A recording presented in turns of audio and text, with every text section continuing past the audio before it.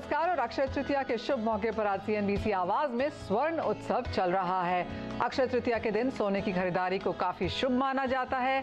सोने में निवेश करना फायदेमंद होता है और सोने का आगे का आउटलुक अब क्या होने वाला है, इस पर बात करने के लिए हमारे साथ जुड़े हैं अम्रपाली गुजरात के CEO Chirag Thakkar, metal focus के principal consultant South Asia Chirag Sheth, treasury and bullion Malabar gold and diamonds के head Dilip Narayanan and Kotak investment and advisors की investment advisory business head Lakshmi Iyer. आप सभी का कार्यक्रम में स्वागत है और आप सभी को अक्षय तृतीया की ढेर सारी शुभकामनाएं। अगर हम पिछले एक साल में सभी एसेट क्लासेस को उठा के देखें तो सोना क्लियरली यहां पर आउट परफॉर्म करता हुआ नजर आता है। सोने ने हमें 20% के रिटर्न्स दिए हैं पिछले एक साल में, जहां चांदी 10% तेज हुई। वहीं अगर आप इक्विटीज में देखें तो सेंसेक्स 4% चढ़ा है। बैंक निफ्टी में 19% जरूर बढ़त देखने को मिली, लेकिन इसके अलावा bank mid caps, Nifty mid caps और अगर हम निफ्टी 50 देखें तो यहाँ पे 4 से 8% की बढ़त ही देखने को मिली। अगर बाकी एसेट क्लासेस को देखें तो रियल एस्टेट ने भी इतने गेन्स नहीं दिए।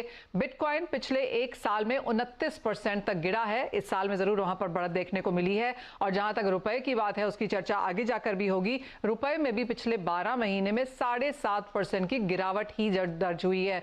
तो जहां भी आप देखें, जो भी है आप फंडामेंटल्स देखें, हमने सोने में यहाँ पर काफी स्ट्रॉन्ग गेन्स बनते हुए देखे हैं। लेकिन यहाँ से अब ये जानना चाहेंगे कि एक तो अक्षय तृतीया में क्या किया जाए और अगर आज यहाँ पर लोग सोना लेते हैं तो अगले एक साल के लिए क्या एक्सपेक्टेशंस रखी जा सकती हैं। चिराग सेठ, आपसे पहले जानना चाहेंगे, जिस तरह की परफॉर्मेंस हमने पिछले एक साल में देखी है, शायद उसकी रिपीट परफॉर्मेंस अब देखने को ना मिले, लेकिन अब आगे से यहाँ के क्या क्यूज हैं?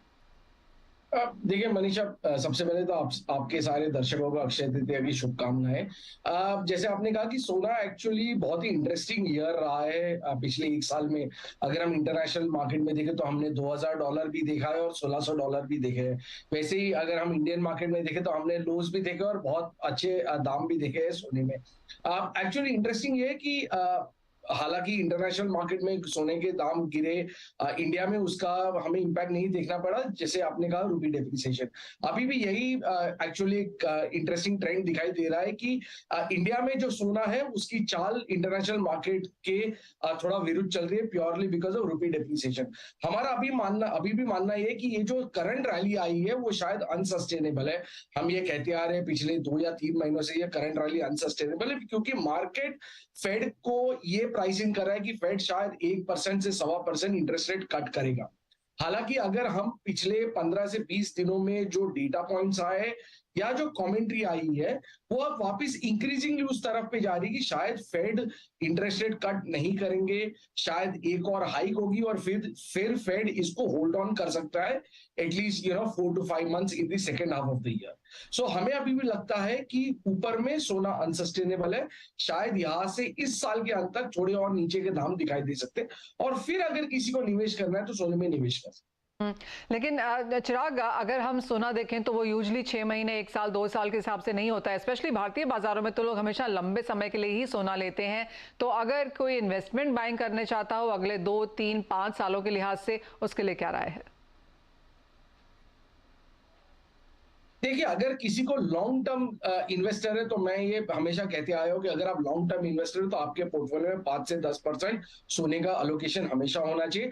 और फिर अलोकेशन एक SIP रूट के थ्रू होना चाहिए, जहां पे ये मैटर नहीं करता कि शायद भाव 50,000 है, 40,000 या 60,000 है। आपका एक स्टैगर्ड सोने में बाइंग होते रहना चाहिए। तो यानी कि सोना आपके पोर्टफोलियो का हिस्सा यहाँ पर जरूर होना चाहिए। लेकिन सोना जब हम भारतीय बाजारों में देखते हैं तो एक कल्चरल, स्पिरिचुअल, फंक्शनल काफी सारे रोल्स निभाता है। और अक्षय तृतीया तो हम मनाते ही इसलिए हैं क्योंकि हमें लगता है, या जिस तरह की भावनाएं हैं कि जो आप काम यहाँ पर इस दिन करते हैं, जो आप खरीदते हैं, वो आपकी वेल्थ को ऐड करता है। और अक्षय तृतीया के दिन तो सोना भारतीय बाजारों में अच्छा खासा खरीदा जाता है। ये सवाल आपसे है दिलीप, और आपने काफी सारे चेंजेस देखे हैं पिछले एक साल में। मलाबार एज अ कंपनी ने काफी सारे चेंजेस इंडियन मार्केट्स के लिए भी लाए हैं। आप पिछला एक साल कैसे समराइज करेंगे? एक साल, जो पिछले साल है वो लगभग ऊपर नीचे था, थोड़ा फ्लक्चुएशन, जैसे कि चिराग समझा रहे थे, प्राइस के ऊपर दोनों। और इंडिया में एक चीज है कि इंडिया का मार्केट कुछ अलग ही तरीके से चलती है, जो इंटरनेशनल मार्केट की एकदम विरुद्ध चलती है। और पिछले साल के जो अक्षय तृतीया का जो सेल हुआ था वो हम ये साल में जिस तरह से प्राइस मूव हुआ है उस हिसाब से हमको ये नहीं लग रहा है कि वी विल बी हम वही नंबर्स देख पाएंगे ये साल में। बट इन्वेस्टर्स जो इन्वेस्टर का जो क्राउड है वो अभी भी गोल्ड खरीदने के लिए तैयार है एट दिस कॉस्ट ऑल्सो। ये ऐसा एक टाइम है जहाँ पे हम सोने का भाव भी एकदम ऊपर बढ़ गया है, प्लस डिमांड, इन्वेस्टर डिमांड भी थोड़ा बहुत आ रही है। मुझे याद है दिलीप, जब 50,000 रुपीज थे पिछली बार अक्षय तृतीया के प्राइसेस, तो लोगों को बहुत महंगे लग रहे थे, लेकिन लास्ट टाइम यहाँ पर वेडिंग सीजन भी अक्षय तृतीया के साथ था, जो इस बार शायद नहीं है। लेकिन जो लोग 50 में भी नहीं ले रहे थे वो अब 60 के लेवल्स यहाँ पर देख रहे हैं, उनके लिए क्या एडवाइस है? जी, वो एक त्योहार के टाइम पे जो सोना खरीदना है वो इंडियन त्योहार के उसमें जो सोना खरीदने का जो ये है वो हमेशा रहने वाला है, वो कभी चेंज नहीं होने वाला। वो भले वो प्राइस ऊपर रहे या नीचे रहे, वो उस दिन का जो खरीदना वो खरीदना ही है। हाँ, ये चीज बिल्कुल सही है कि क्वांटिटी जो है, जो लास्ट टाइम हमने देखा था उससे बिल्कुल कम होने वाला है, क्योंकि लास्ट जैसे आपने बोला भाव काफी ऊपर गया है, तो क्वांटिटी में फर्क आ सकती है।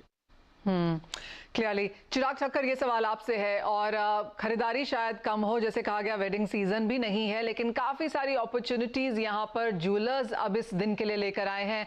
हम कुछ ज्वेलर्स से बात भी कर रहे थे, उन्होंने कहा कि 1.5 दिन का अक्षय तृतीया का मुहूर्त है, रात भर यहाँ पर दुकानें खुली भी रह सकती हैं, काफ़ी सारी स्कीम्स, ऑफर्स, नए डिज़ाइन यहाँ पर लॉन्च किए गए हैं। तो क्लियरली इंडस्ट्री तो हर दिन का फ़ायदा उठाना चाहती है, और ये तो बहुत ही खास महत्वपूर्ण फेस्टिवल के तौर पर है। आप कैसे देखते हैं बाजार इस वक्त? नमस्कार Manisha ji, and congratulations for the beautiful Akshaya Tritiya celebration. अच्छा, अगर मैं लास्ट 3-4 दिन का भी अगर मूवमेंट अगर आपसे शेयर करूं, तो लास्ट 3-4 दिनों में there was a bullion buying.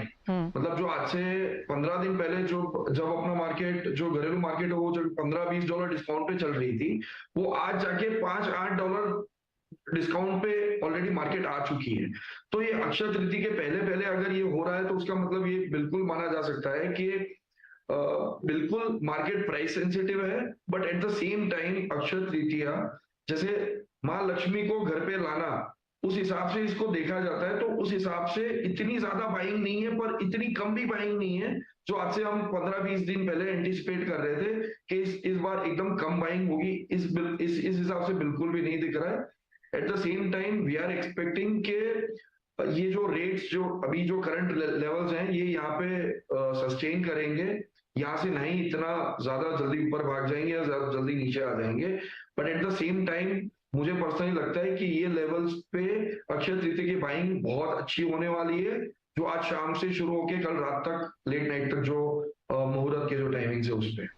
Well absolutely. और जैसे चिराग ने कहा भी कि जैसे भी प्राइसेस चले, 5 से 10% आपके पोर्टफोलियो में होना ही चाहिए, और अक्षय तृतीया एक ऐसा समय है। और जैसे कहा भी गया है कि इंडियंस बहुत ही अलग चलते हैं जब सोने की बात यहाँ पर की जाती है, क्योंकि even as proper financial portfolio में यहाँ पर गोल्ड चाहे कम हो, लेकिन हर घर में यहाँ पर सोना डेफिनेटली होता है। तो इस अक्षय तृतीया क्या कुछ ज्यादा चल रहा है दिलीप? गोल्ड तो ऑफकोर्स रहता ही है, लेकिन जो लोग ज्वेलरी लेते हैं वो कोशिश करते हैं कि स्टडेड हो, प्रेशियस जेम्स हो, डायमंड्स भी हो, लैब ग्रोन डायमंड्स का भी चलन अच्छा खासा है। तो अब क्या ट्रेंड्स बाजार में नजर आ रहे हैं, और आप क्या राय देंगे अगर खरीदारों को देनी हो तो? मनीषा, जैसे कि आम्रपाली के चिराग भाई ने बताया, एक हफ्ते 10 दिन पहले हमारा जो सेल का हमारा जो एंटिसिपेशन था वो थोड़ा चेंज हुआ है। 2 दिन से हमने जो रिटेल स्टोर्स में जो सेल देख रहे हैं हम लोग, जो हमारा नंबर्स हम जो देख रहे हैं, तो वो इम्प्रूव हुआ है। एंड जैसे कि मैंने पहले कहा, इन्वेस्टर्स ज्यादा कॉइन्स और बार्स लेने का तो इच्छा करते हैं, but jewellery in terms of वो अक्षय तृतीया में जो ज्वेलरी खरीदते हैं, तो when it comes to buying gold, retail jewellery, plain gold jewellery ज्यादा जाती है, बट उसका अभी जो लोग एक क्वांटिटी ज्यादा लेने का जो प्लान था, वो थोड़ा कम होने का चांसेस दिख रहा है। But yes, the jewellery purchase जो है वो 2 दिन से थोड़ा इम्प्रूवमेंट हुआ है। ऑलराइट, तो पिछले 3-4 दिनों में यहाँ पर बेहतर देखने को मिला है और जैसे चिराग ने कहा भी कि जो डिस्काउंट है वो भी यहाँ पर थोड़ा सा नैरो होता हुआ हमने देखा है। चिराग ठक्कर, आप कैसे देखते हैं, क्या खरीद रहे हैं लोग इस वक्त, क्योंकि एक मौका है खरीद लेने का, तो जो फिजिकल बाइंग है coins, bars and small jewellery के अलावा वहां पर कहाँ ज्यादा तवज्जो दिखती है? देखिए, जैसे अगर मैं ईयर ऑन ईयर अगर मैं कंपेयर करता हूँ तो लास्ट ईयर ऐसा था कि जितने डिजिटल प्लेटफॉर्म्स हैं उस पे ऐसी रिक्वेस्ट आती थी कस्टमर्स की कि मुझे फिजिकल डिलीवरी ये दिन पे चाहिए। Okay. अभी now that perspective has changed, they are like अगर मुझे डिलीवरी एक दिन के बाद मिलती है तो मुझे चलेगा, पर मुझे आज एक बार भाव प्राइस करके मुझे एक बार कंफर्म कर लेना है कि मेरे पास मैंने आज के दिन पे ये टाइम पे मैंने ये सोना खरीदा है। So that is a very big shift. जैसे अगर हम देखते हैं कि लास्ट साल पहले के हमें फिजिकल डिलीवरी कंपलसरी चाहिए, तो एक पर्सपेक्टिव, एक मेजर पर्सपेक्टिव है जो चेंज हुआ, विच एक्चुअली सेज के market has started shifting on a digital buying of gold bars and coins rather than having pure physical thing coming home and everything, but it has actually shown shifting towards the digital platforms. I absolutely agree with that Chirag, क्योंकि अगर मुझे भी कल अगर सोना खरीदना है अक्षय तृतीया पे तो मैं पहले प्राइस फिक्स कर लूंगी। आप गोल्ड कभी भी बेचते रहो लेकिन आप पहले भाव देख लो। I totally get that. Lakshmi, ये सवाल आपसे है, और क्योंकि यहाँ पर फिजिकल बाइंग, डिजिटल गोल्ड की खरीदारी की बात भी हो रही है, तो हाल में सोने ने भावों ने रिकॉर्ड हाईस तो देखे ही हैं। ग्लोबल सेंट्रल बैंक्स भी काफी हद तक खरीद रहे हैं और समय आने पर उसको रिडीम भी कर रहे हैं। आपको क्या लगता है सोने में अब यहाँ से कितनी और तेजी है?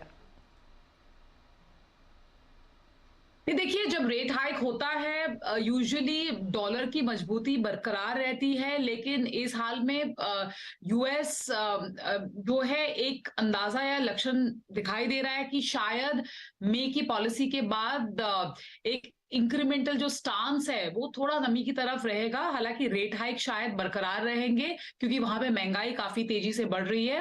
हालांकि वहां पे भी म्यूटेड तो हो रहा है। हमारा ये मानना है कि जो डॉलर की मजबूती जो थोड़ी सॉफ्टनिंग होती दिखाई दे रही है, तो उस वजह से जो कमोडिटीज है और कमोडिटी करेंसीज के लिए ठीक है और ये काफी हद तक प्ले हो चुका है।